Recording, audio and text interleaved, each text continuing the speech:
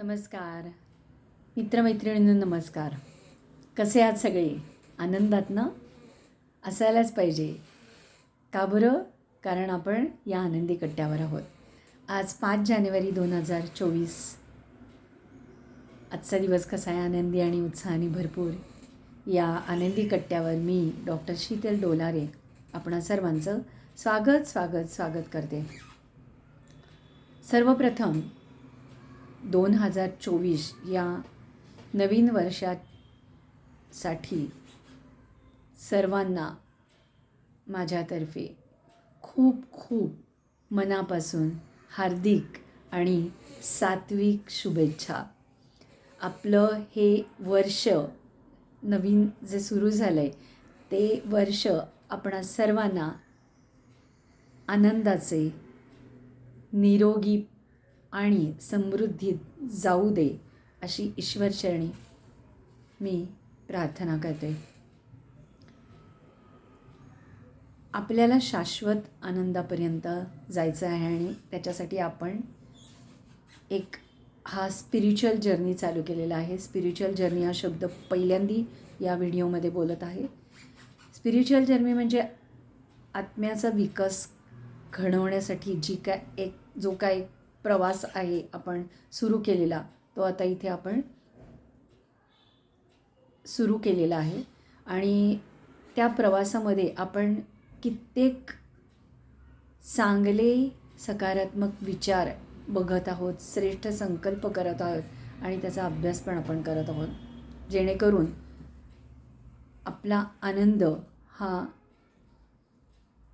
कुठल्याही गोष्टींवर अवलंबून न राहता तो शाश्वत राहिला पाहिजे. म्हणजे आपण कायम आनंदी राहिलं पाहिजे. आज आपण खूप महत्त्वाचा विषय आजपासून अभ्यासणार आहोत आणि ते म्हणजे तो विषय आहे स्वातंत्र्य. 15 ऑगस्ट 1947 रोजी आपल्या भारत देशाला स्वातंत्र्य मिळालं. भारत देश तर स्वतंत्र झाला, सगळीकडे आनंदी आनंद झाला. 1947 पासून ते आत्ता 2024पर्यंत कितीतरी प्रगती भारताने केलेली आहे, ते काय मी सांगायला नको आहे. पण थोडंसं अंतर्मनामध्ये डोकावून बघायचं आहे की सगळ्या गोष्टीमध्ये स्वतंत्रता आपण अनुभवत आहोत, परंतु आपण स्वतः असं म्हणलं इथे, आपण स्वतंत्र झालो आहोत का? हा आपण आपल्या मनाला प्रश्न विचारायचा. म्हणजेच आपलं मन, जे आत्म्याची शक्ती आहे, जी सोचणे की शक्ती आहे, ते मन स्वतंत्र आहे का, याचा आपण आजपासून विचार करणार आहोत. त्याच्यावर विचारसागर मंथन करणार आहोत. आणि स्वतंत्र नसेल तर ते का नसतं, त्याची कारणं आपण आजपासून बघणार आहोत. आणि स्वतंत्र करण्यासाठी पण काय प्रिकॉशन घ्यायचे किंवा काय उपाय करायचे आहेत ते पण आजपासून आपण पाहणार आहोत, रादर आपण शिकणार आहोत. आपले हे जे काय मन आहे, म्हणजे सोचणे की शक्ती, विचार करण्याची शक्ती, ती स्वतंत्र आहे का? तर त्याचं पहिल्यांदा पटकन उत्तर येईल की नाही. का माहिती आहे का? कारण हे जे काय मन आहे ना, त्याचा बऱ्याचदा, म्हणजे अगदी 90% म्हणलं तरी चालेल की बऱ्याचदा त्याचा रिमोट कंट्रोलचं बटन आपण दुसऱ्यांच्या हातात दिलेलं असतं. त्यामुळे आपलं मन स्वतंत्र नसतं. आता इथे थोडंसं आपण एक डेफिनेशनसारखं परिभाषा बघूयात आपण, की व्याख्या थोडक्यात स्वातंत्र्य म्हणजे काय याची व्याख्या बघूयात. की विचार, भावना आणि ज्या संवेदना आहेत त्या कुठल्याही बंधनाशिवाय जेव्हा आपण अभिव्यक्त होतो, त्या गोष्टीला आपण स्वातंत्र्य असं म्हणतो. म्हणजे कुठलेही आपण विचार, नंतर संवेदना आहेत, भावना आहेत, त्या अभिव्यक्त करताना कोणतंही बंधन जेव्हा आपल्याला नसतं ना, तेव्हा आपण स्वतंत्र असतो. आणि आपण जेव्हा स्वतंत्र असतो तेव्हाच आपल्यातला आत्मविश्वास खूप चांगला असतो आणि आपल्यातली परखण्याची शक्ती म्हणजे योग्य काय अयोग्य काय हे तपासून बघण्याची शक्ती पण आपली खूप चांगली असते. त्याचबरोबर आपली निर्णयशक्तीसुद्धा, जर का आपण बंधनांपासून त्या मुक्त असू, कुठल्याही ती कोणती बंधनं आहेत ते आपण आत्ता बघणारच आहोत पुढच्या ह्याच्यामध्ये. तर अशी जी मनाची अवस्था आहे त्या मनाच्या अवस्थेला आपण फ्रीडम, लिबर्टी, स्वातंत्र्य असं म्हणू शकतो. आता हे जे मन आहे की जे आपलं स्वतंत्र नाही आहे असं आपण म्हणलं, तर हे स्वतंत्र का बरं नाही आहे? तर त्याची खूपशी कारणं आहेत. त्यातली काही कारणं आपण बघणार आहोत आणि ती तपासून पाहिल्यावर त्याच्यावर अभ्यास करून आपण त्याच्यापासून बाजूला होणार आहोत. म्हणजे ती जी काही बंधनं आहेत त्याच्यापासून आपण मुक्त व्हायचा प्रयत्न करणार आहोत की जेणेकरून आपलं मन हे स्वतंत्र होईल. आता तुम्ही म्हणाल की मॅडम म्हणजे काय, आपण कसंही वागायचं का मनासारखं? मनासारखं वागायचं म्हणजे कसंही वागायचं का? मन जसं म्हणेल तसं करायचं का? म्हणजेच स्वातंत्र्य म्हणजे इथे स्वैराचार किंवा स्वच्छंदीपणा नाही, तर स्वातंत्र्य म्हणजे स्वतःचा विचार, स्वतःच्या भावना, स्वतःच्या संवेदना या कुठल्याही बंधनाशिवाय अभिव्यक्त होणे. That is nothing but liberty आणि फ्रीडम. हे जे मनाचं स्वातंत्र्य आहे ते आपलं का बरं नसतं, म्हणजे आपण का बरं पारतंत्र्यात असतं, याचं पहिलं कारण आज आपण अभ्यासणार आहोत. आणि ते म्हणजे एक बंधन आहे, त्याचं नाव असं आहे प्रभाव. प्रभाव जेव्हा आपण प्रभावात असतो, म्हणजेच त्याला आपण पगडा म्हणतो मराठीमध्ये किंवा इम्पॅक्ट इंग्लिशमध्ये शब्द आहे, की आपल्यावर कोणाचा तरी पगडा असतो, कोणाचा तरी प्रभाव असतो, कोणाचा तरी इम्पॅक्ट असतो आणि त्यामुळे त्या अनुषंगाने येणाऱ्या सगळ्या गोष्टी आपल्यामध्ये व्हायला लागतात, म्हणजे आपल्यातले विचार बदलायला लागतात आणि मग आपलं मन जे स्वतंत्र आधी असतं ते स्वतंत्र राहत नाही आणि आपण पारतंत्र्यामध्ये जातो. आपल्या जन्मापासून ते मृत्यूपर्यंत आपल्यावर सतत कोणाचा ना कोणाचा तरी प्रभाव होत असतो. सर्वप्रथम आपल्या आईवडिलांचा असतो, त्याच्यानंतर शाळेत गेल्यावर, कॉलेजमध्ये गेल्यावर टीचर्स लोकांचा असतो, म्हणजे शिक्षकांचा प्रभाव असतो.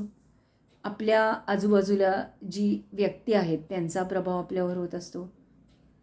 आपल्या ज्या मित्रमैत्रिणी आहेत त्यांचा प्रभाव आपल्यावर पडत असतो, म्हणजे त्यांच्या विचारांचा पगडा आपल्यावर होत असतो.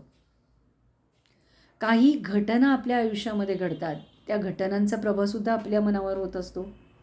कुठली परिस्थिती येते, ती चांगली असू देत नाही तर वाईट असू देत, त्याचा प्रभाव आपल्यावर पडतो. त्याचा परिणाम म्हणून तो चांगला होतो किंवा वाईट होतो. म्हणजे मनाची स्थिती चांगली होते, चांगल्या लोकांच्या सहवासात होतो, त्यांचे चांगले विचार, त्याचा प्रभाव जर का आपल्यावर पडला तर आपल्या वागणुकीमध्ये, आपल्या विचारांमध्ये, आपल्या बोलण्यातून, आपल्या कृतीतून हा चांगला प्रभाव दिसायला लागतो.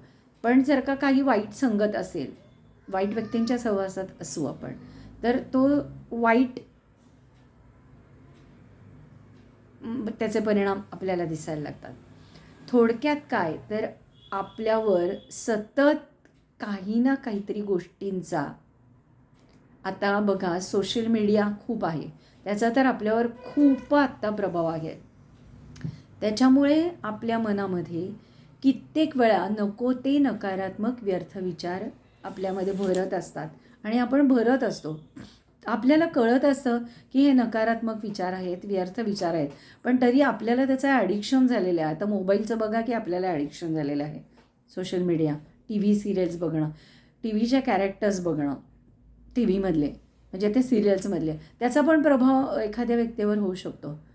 आणि हा जो प्रभाव आहे त्याच्यामुळे आपलं मनाचं स्वातंत्र्य जातं. त्यामुळे आज व आजपासून आपण प्रभावमुक्त जीवन जगण्याचा प्रयत्न करायचा आहे. जीवन हा एक प्रवास आहे. Life is a journey. प्रवासामध्ये आपल्याबरोबर कित्येक व्यक्ती असतात, ज्या आपल्या अनोळखी असतात, ओळखीच्या असतात, नातेवाईक असतात, आपल्या जवळच्या असतात, दूरच्या असतात. पण त्या प्रवासामध्ये काही व्यक्ती आपल्याबरोबर आपल्या डेस्टिनेशनपर्यंत येतात, पण काही व्यक्ती त्यांचं स्टेशन आले की त्या उतरून जातात.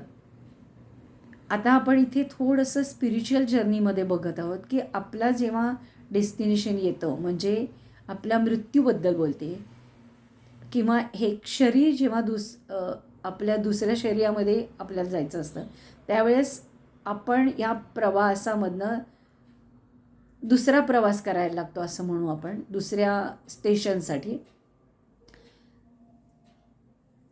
तर तिथे जर का आपला प्रभाव असेल तर त्या प्रभावामुळे आपलं मनाचं स्वातंत्र्य जातं. प्रवासामध्ये आपल्याला कित्येक निसर्गदृश्य दिसतात, आजूबाजूची झाडं आहेत, फुलं आहेत, डोंगर आहेत, पर्वत म्हणजे दिसतात, नदी दिसते, छोटे छोटे काही वाहणारे झरी दिसतात. पण ते सतत बदलत असतात. म्हणजेच काय तर प्रवासामध्ये सगळी दृश्य, सगळ्या गोष्टी, सगळ्या व्यक्ती या बदलत आहेत आणि त्या बदलांना आपल्याला सामोरं जायचं आहे, तरच आपलं मन हे स्वतंत्र राहील. बघा इथे थोडासा एक विचार करून बघा की आपण आता काय करायचं आहे. प्रभावमुक्त होण्यासाठी आपल्या समोर येणारी प्रत्येक घटना, प्रत्येक परिस्थिती, प्रत्येक व्यक्ती, त्यांचे विचार, त्यांच्या भावना, त्यांचे संवेदना ह्या आपण साक्षी दृष्टांनी बघणार आहोत. आणि एक साईड सीन तो आपला आहे म्हणून ते बघणार आहोत. घटना घडून गेली आहे पण ती साईड सीन होता, तो सीन संपला आहे, आता पुढचा सीन येणार आहे. त्याचं चिंतन नाही करायचं आहे, चिंता तर त्याहून करायची नाही, पण त्याला सामोरं जायचं आपण. मग त्याच्यासाठी काय पाहिजे तर आपलं प्रभावमुक्त आपण पाहिजे, म्हणजे आपल्याला कुठलंही बॉन्डेज नको आहे. आणि जेव्हा प्रभावाखाली आपण असतो ना, तेव्हा त्याच्यातनं आपल्याला पुढचं बंधन यायला लागतं आणि ते म्हणजे कुठल्या ना कुठल्या तरी गोष्टीचा आपल्याला दबाव यायला लागतो. आपण कुठल्या व्यक्तीच्या दबावाखाली अडकतो, त्या दबावाखाली आपण काही गोष्टी करतो, मग आपले परखण्याची शक्ती आपल्यामध्ये राहत नाही, आपला आत्मविश्वास जातो आणि आपण कुठल्या गोष्टीचा योग्य निर्णय पण घेऊ शकत नाही. हा विचार करून बघा, आपल्याला पटेल. प्रभावमुक्त होण्यासाठी अजून एक दुसरा उपाय आहे. म्हणजे आत्ता सांगितल्याप्रमाणे एकतर ते कुठली गोष्ट, कुठली परिस्थिती, कुठली साईड सीन म्हणून बघा, साक्षी द्रष्टा बघून बघा, साक्षी भावानी बघा. आणि दुसरं म्हणजे आपण एक गोष्ट महत्त्वाची आत्ता इथे बघणार आहोत प्रभावमुक्त होण्यासाठी, म्हणजेच मन आपलं स्वतंत्र होण्यासाठी, ती म्हणजे नाटक. नाटक हा जो काही शब्द आहे त्याची आपण फोड केली ना तर ना प्लस अटक इज इक्वल टू नाटक. ना अटक म्हणजे कुठल्याही गोष्टीमध्ये अडकायचं नाही आहे. अडकायचं नाही आहे म्हणजे काय, गुंतवणूक, भावनिक गुंतवणूक. इतकी गुंतवणूक, काही लोकांची इतकी भावनिक गुंतवणूक असते की साधे जर का कोणी कोणाला बोललं तर खूप जणं दुखावली जातात, कारण मग त्यांना हर्ट होतात. फॉर एक्झाम्पल बघा, 2 मैत्रिणी आहेत, तर एखाद्या मैत्रिणीकडून दुसऱ्या मैत्रिणीला जर का काहीतरी बोलण्यातनं तिचं मन दुखावलं गेलं आणि तिला रडू आलं किंवा ती दुखावली गेली तर तिला लगेच वाईट वाटायला लागतं आणि तिचं मन लगेच अस्थिर होऊन जातं आणि ती अशांत होते. म्हणजेच काय तर ती त्या मैत्रिणीच्या प्रभावाखाली असते, तिच्या विचारांच्या प्रभावाखाली असते आणि त्या दबावाखाली ते असते. आता प्रेमाचं सुद्धा बघा की प्रेम ॲक्च्युअल निरपेक्ष असावं. आपण प्रेम या टॉपिकबद्दल आपण आत्ता बोलत नाही आहोत. पण प्रेमामध्ये धाक असला तरी चालतो, पण भीती नसावी.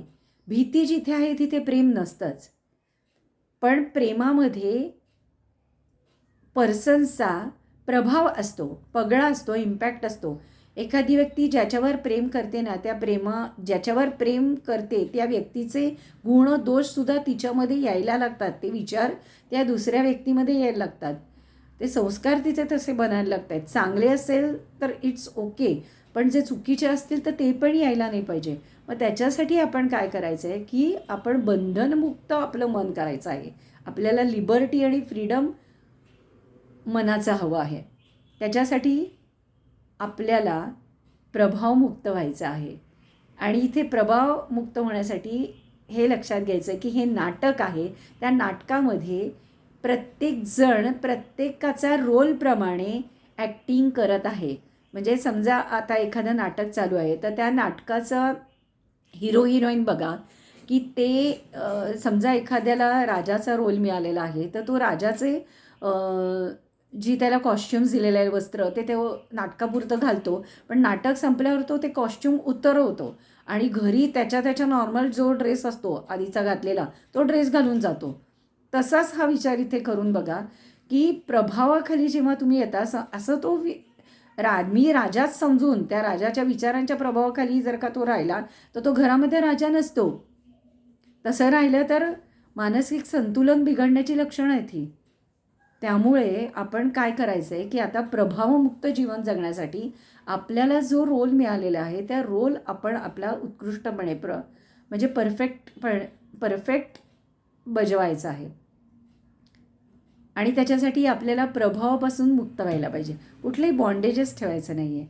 प्रभावमुक्त झालं तर आपल्याला मनाचं स्वातंत्र्य उपभोगता येईल. आणि एकदा मनाचं स्वातंत्र्य आपण उपभोगायला लागलो ना, तर आपला आत्मविश्वास, मनाच्या सगळ्या शक्ती आहेत, मनन शक्ती आहे, एकाग्रता आहे, नंतर परखण्याची शक्ती आहे, सहनशीलता आहे, निर्णयशक्ती आहे. ह्या कितीतरी अशा अनेक शक्ती आहेत मनाच्या, आपल्या आत्म्याच्या शक्ती आहेत.